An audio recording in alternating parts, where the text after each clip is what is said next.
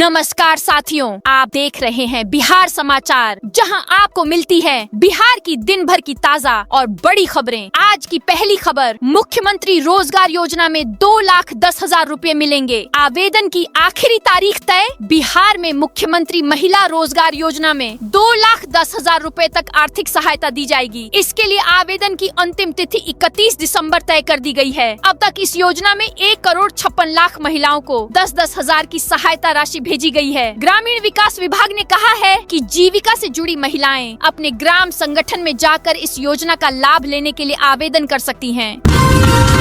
विजय सिन्हा ने अधिकारी को हड़काया, कहा जो पहले था वो करो, कोई बदलाव नहीं होगा। राजस्व एवं भूमि सुधार मंत्री विजय कुमार सिन्हा ने जमीन से जुड़े मामलों को लेकर एक्शन में हैं। सोमवार को वो मुजफ्फरपुर पहुंचे। वहां उन्होंने लोगों की शिकायतें सुनी और अधिकारियों को फटकार लगाई। जनता दरबार में एक शख्स शिकायत लेकर आया कि उसके खतियान में भूमिहार लिखा गया है। यहाँ ज्यादातर लोग ब्राह्मण भूमिहार जाति के लोग आए हैं। इस पर विजय सिन्हा ने कहा कि ये किसी जाति की बैठक नहीं, बिहारियों की बैठक है। बिहारियों के कल्याण के लिए हम यहाँ बैठे हैं। इस पर फरियादी ने कहा, क्या आपके विभाग ने पर्ची बांटी है?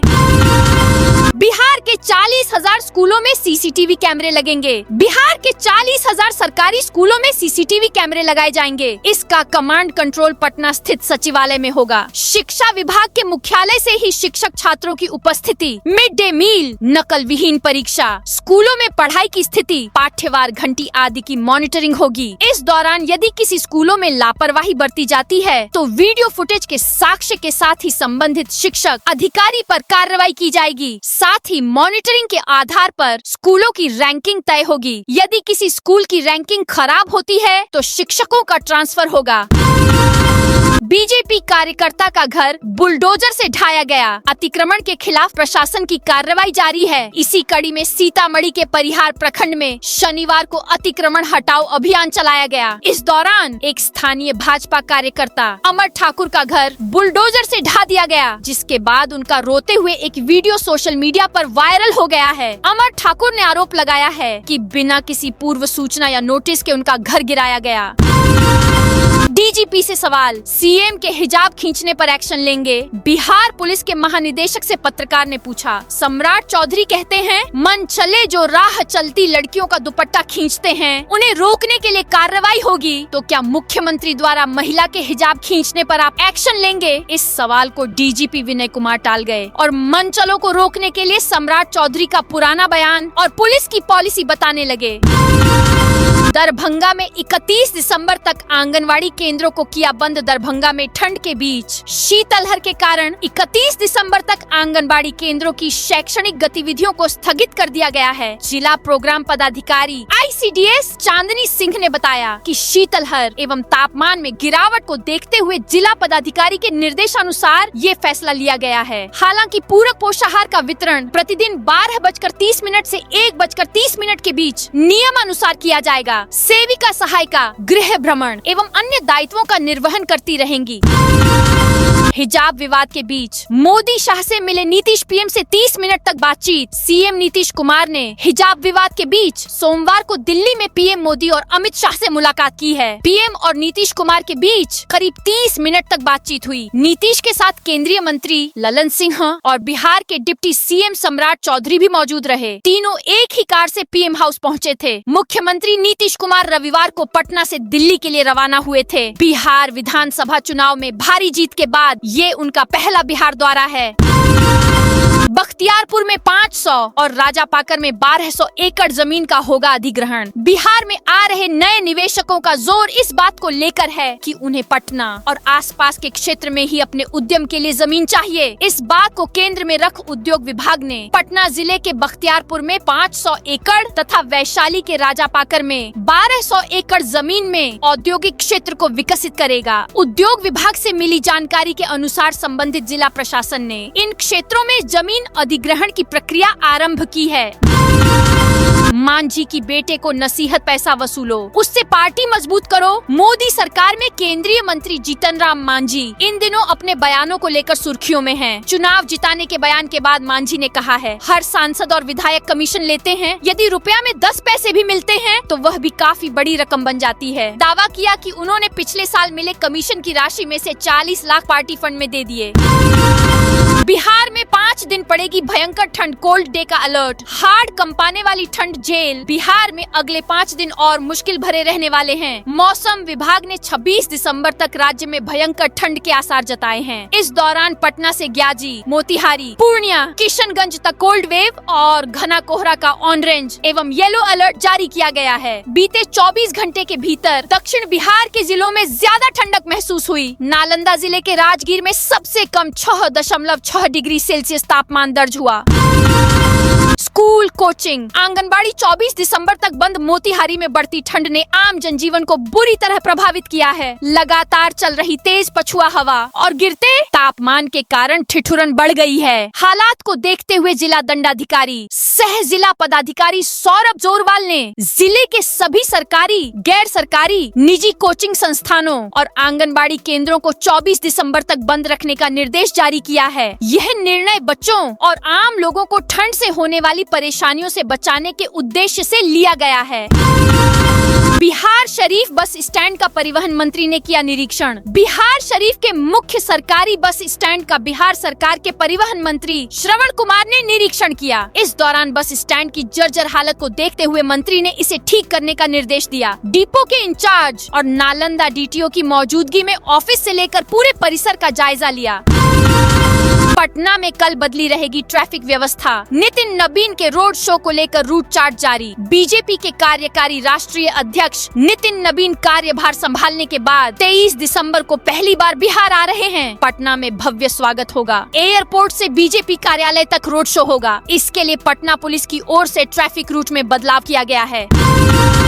हसनपुर में जदयू सदस्यता अभियान शुरू, 50,000 सदस्य बनाने का लक्ष्य। समस्तीपुर जिले के हसनपुर प्रखंड में जनता दल यूनाइटेड जदयू की एक बैठक आयोजित की गई। इस दौरान पार्टी के सदस्यता अभियान का शुभारंभ किया गया, जिसमें विधायक राजकुमार राय भी मौजूद रहे। यह बैठक हसनपुर प्रखंड स्थित न्यू इंडिया शुगर मिल्स 10+2 उच्च विद्यालय के सभागार में हुई। इसकी अध्यक्षता हसनपुर प्रखंड जदयू अध्यक्ष संजीव कुशवाहा ने की। बैठक में विधायक राजकुमार राय के साथ पार्टी के सभी पंचायत अध्यक्ष और पदाधिकारी उपस्थित थे। HIV पीड़ितों के लिए अच्छी खबर, इलाज अब पास ही होगा। HIV से संक्रमित लोगों के लिए बीमारी से बड़ी चुनौती अब तक इलाज तक नियमित पहुंच रही है। हर महीने दवा के लिए दूसरे जिले की यात्रा, लंबी कतारें और काम धंधे से छुट्टी, इन सब ने मरीजों की जिंदगी को और कठिन बना दिया था। और बिहार सरकार की नई पहल से इस परेशानी को काफी हद तक दूर करने की तैयारी है। राज्य में वर्ष के अंत तक HIV मरीजों के लिए 5 नए anti retroviral therapy ART centre खोले जाएंगे, जिससे इलाज, जांच और सलाह एक ही जगह उपलब्ध होगी। बिहार में ATM काटने वालों की तलाश में जुटी 5 जिलों की पुलिस। ATM काटने और उखाड़ने वाले गिरोह की तलाश 5 जिलों की पुलिस को है। स्कॉर्पियो और बोलेरो से घूमकर गिरोह के गुर्गे बीते 1 महीने में बेतिया, सारण के सोनपुर, सिवान, मुजफ्फरपुर, पटना के दानापुर में ATM काटकर लाखों की नकदी उड़ा ले गए। हर घटना में अपराध शैली एक जैसी है, जिससे संदेह है कि सभी घटनाओं को एक ही गिरोह ने अंजाम दिया है। अररिया में भीषण ठंड और शीतलहर के मद्देनजर जिला प्रशासन ने महत्वपूर्ण फैसला लिया है। जिलाधिकारी विनोद कुमार दूहन ने भारतीय नागरिक सुरक्षा संहिता 2023 की धारा 163 के तहत आदेश जारी कर जिले के सभी सरकारी और निजी विद्यालयों, प्री स्कूलों, आंगनबाड़ी केंद्रों तथा कोचिंग संस्थानों में कक्षा 5 तक की शैक्षणिक गतिविधियों पर 24 दिसंबर तक पूर्ण प्रतिबंध लगा दिया है। यह निर्णय छोटे बच्चों के स्वास्थ्य पर प्रतिकूल प्रभाव की आशंका को देखते हुए लिया गया है। हिजाब विवाद पर पाकिस्तानी पत्रकार की बोलती बंद। हिजाब विवाद पर मुनव्वर राणा की बेटी सुमैया राणा ने पाकिस्तानी पत्रकार की बोलती बंद कर दी। पाकिस्तानी रिपोर्टर ने उसने नीतीश के हिजाब विवाद को लेकर इंटरव्यू लेना चाहा। सुमैया राणा ने जिगर मोरादाबादी की पंक्तियों के साथ इंटरव्यू देने से मना कर दिया। नजर का तीर जिगर में रहे तो अच्छा है, घर की बात घर में रहे तो अच्छा है। सुमैया राणा ने ये भी कहा कि ये हमारे मुल्क का मामला है, हम आपस में चीजों को लेकर लड़ते भी हैं, बाद में उसे सुलझा दबा लेते हैं, हमारा मामला है, हम देख लेंगे, आपको इसमें पढ़ने की जरूरत नहीं है। औरंगाबाद में किसानों के लिए ड्रोन से कीटनाशक छिड़काव योजना। औरंगाबाद जिले में रबी फसलों की बेहतर सुरक्षा, समय की बचत और लागत कम करने के उद्देश्य से कृषि विभाग की ओर ड्रोन से कीटनाशक एवं उर्वरक छिड़काव की योजना शुरू की जा रही है। यह आधुनिक तकनीक किसानों के लिए काफी लाभकारी साबित होने वाली है, खासकर ऐसे समय में जब गाँवों में कृषि मजदूरों की भारी कमी देखने को मिल रही है।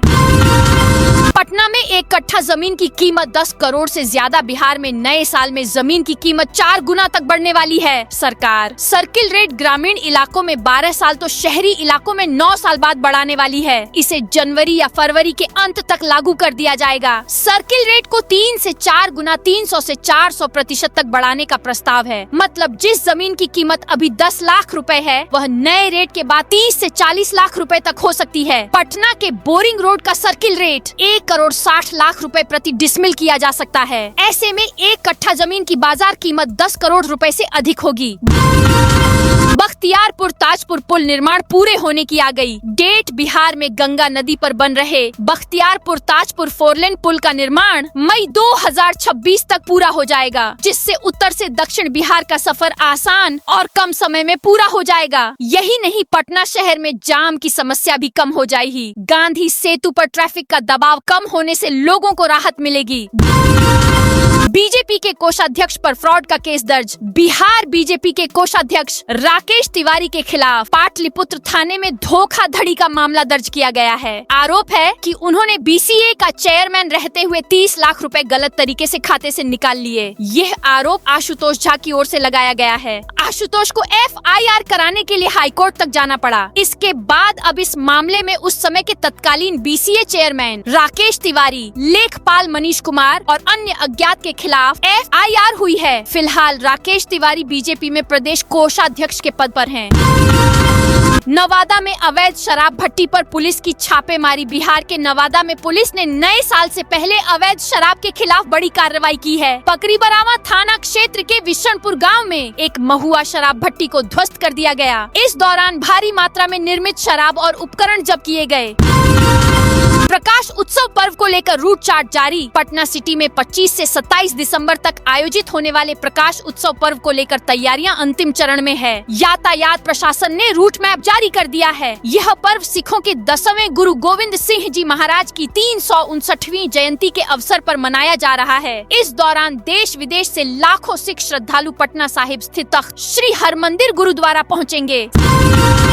साइबर ठगी का नया ट्रेंड सामने आया है। जालसाज ने खुद को सलमान खान का सेक्रेटरी बता बेउर इलाके के संतोष कुमार और उनकी पत्नी सुमन केसरी को झांसे में लिया। आर्थिक मदद का प्रलोभन देकर दंपति से विभिन्न बैंकों में 9 खाते खुलवाए। इसके बाद 8 खातों का ATM कार्ड अपने पास मंगा लिया। अब उन खातों में साइबर ठगी के लाखों रुपए ट्रांसफर हो रहे हैं। गुजरात और बेंगलुरु के कई कारोबारियों से ठगी के लाखों रुपए दंपति के खाते में आए हैं।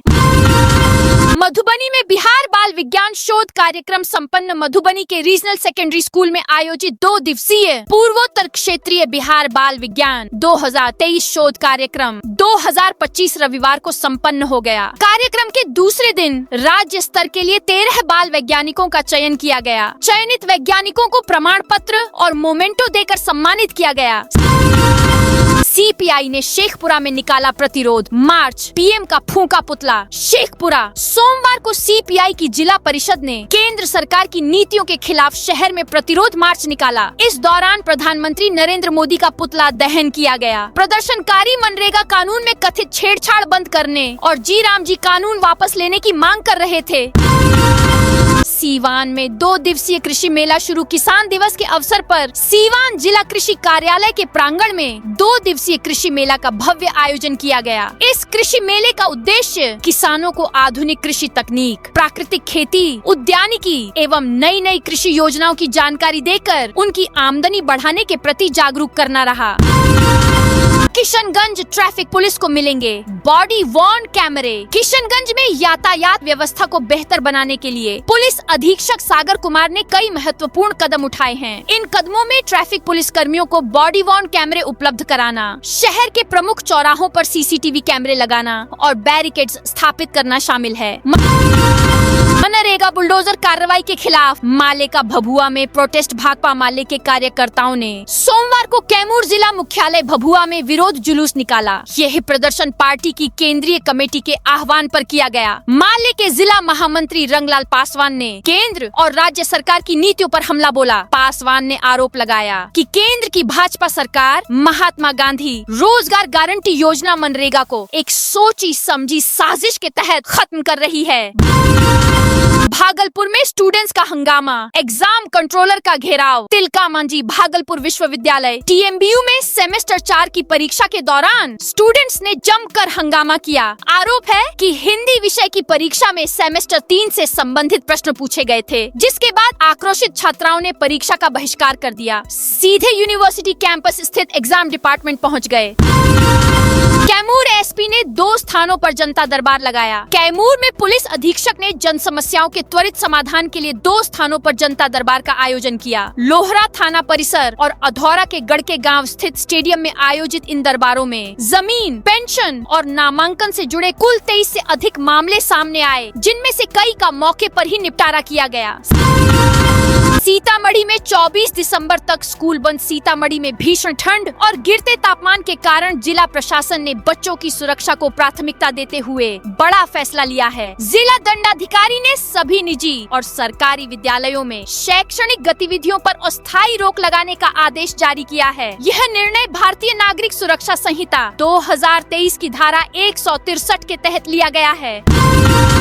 मुजफ्फरपुर में CSP सेंटर से 2 लाख की लूट। मुजफ्फरपुर में CSP केंद्र से 2 लाख रुपए की लूट हुई है। वारदात को बाइक सवार अपराधियों ने वारदात को अंजाम दिया है। घटना बरियारपुर थाना क्षेत्र के मड़वन चौक के पास की है। लूट की सूचना मिलते ही DSP east 2 Manoj Kumar Singh police बल के साथ घटना स्थल पर पहुँचे। पुलिस ने मामले की छानबीन शुरू कर दी है। अपराधियों की धरपकड़ के लिए आसपास लगे CCTV फुटेज खंगाले जा रहे हैं। इस घटना से लोगों में दहशत का माहौल है।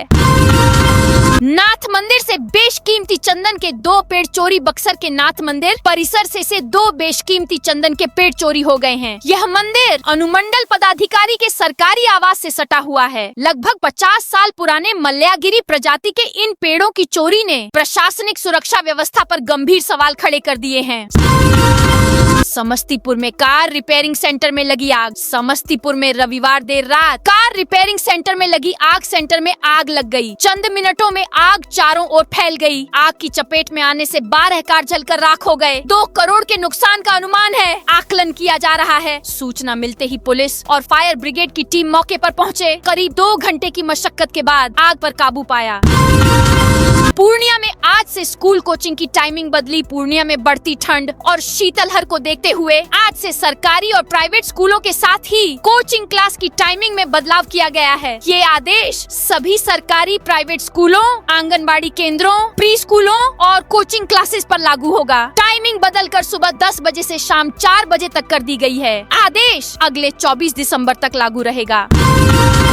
कैमूर में 30 लाख की अवैध शराब जब्त। कैमूर के रामगढ़ थाना क्षेत्र में पुलिस ने नववर्ष से पहले बड़ी कार्रवाई करते हुए लगभग 30 लाख रुपए मूल्य की 2990 लीटर अवैध शराब जब्त की है। यह शराब रामगढ़ थाना क्षेत्र के सराय गांव स्थित एक सरकारी ट्यूबवेल से बरामद की गई। इस दौरान शराब ढुलाई में इस्तेमाल किए गए 2 वाहन भी जब्त किए गए और एक आरोपी को गिरफ्तार किया गया है।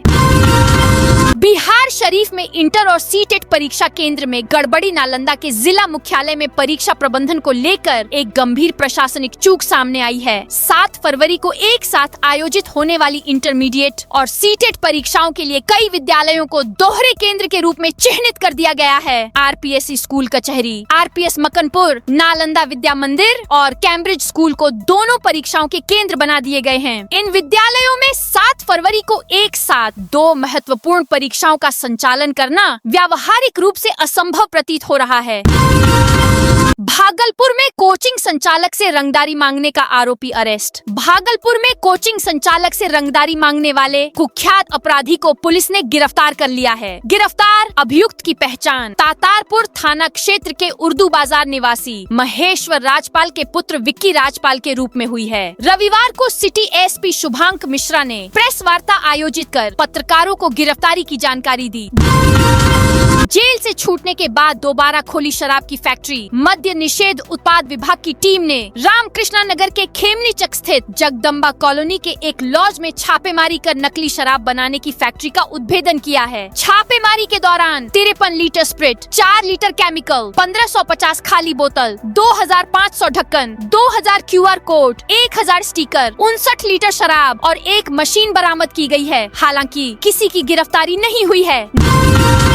नीतीश सरकार से सिफारिश नौकरी के लिए गरीब सवर्ण पुरुषों की आयु सीमा 40 वर्ष हो। सवर्ण आयोग ने सरकारी नौकरियों में उगड़ी जाति के गरीबों के लिए आरक्षित सीटों पर पुरुषों की आयु सीमा 37 साल से बढ़ाकर 40 साल करने की सिफारिश की है, क्योंकि अधिकतम उम्र सीमा का लाभ इस वर्ग को नहीं मिल पा रहा है, जबकि बाकी समुदायों की आरक्षित सीटों पर नौकरी के लिए यही व्यवस्था है। EWS आरक्षण के तहत बिहार में महिलाओं के लिए अधिकतम आयु सीमा 40 साल ही है। आयोग ने पुरुषों की आयु सीमा भी इसी के बराबर करने के लिए कहा है। तो दोस्तों, यह थी आज बिहार की दिन भर की ताजा और बड़ी खबरें। अब कल मिलते हैं नई खबरों के साथ।